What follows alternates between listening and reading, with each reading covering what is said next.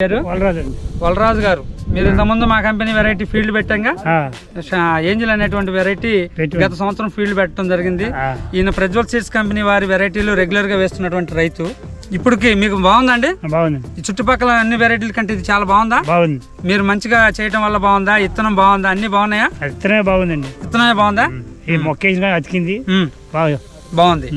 కాయ ఎలా కాసింది బాబాయ్? బాగా కాయ 30 క్వింటాలు తగ్గదండి. 30 క్వింటాలకి ఇప్పుడు తగ్గదు. ఈ రోజు డిసెంబర్ 20వ తారీఖు నాటికే 30 క్వింటాలు కాసి ఉన్నటువంటి ఫీల్డ్ మంది.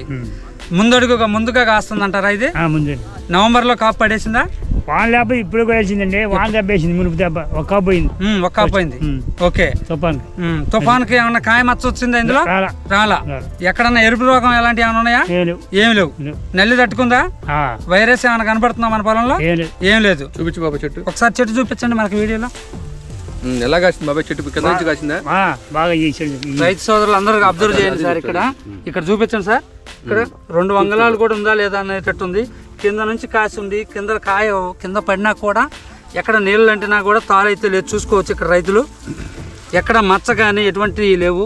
ఎన్ని తుఫాన్లు వచ్చినా కూడా ఇది తట్టుకొని నిలబడి ఈ క్వాలిటీ అయితే చెక్కు చెదరలేదండి. ఇదే వెరైటీ వేసున్నటువంటి రైతులు 4-5 వేసున్న ఇది ఏ ఊర్లో ఉంది.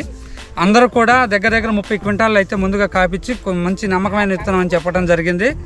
రైతులందరూ కూడా గమనించి వేసుకున్నట్లయితే ధరతో సంబంధం లేకుండా ఇట్లాంటి పంట పండించుకున్నట్టయితే రైతు ముందడుగులో ఉంటారని ఖచ్చితంగా ఆశిస్తున్నాం. థ్యాంక్ యూ అండి. ఇది ప్రజ్వల్ సీడ్స్ అండి. ప్రజ్వల్ సీడ్స్.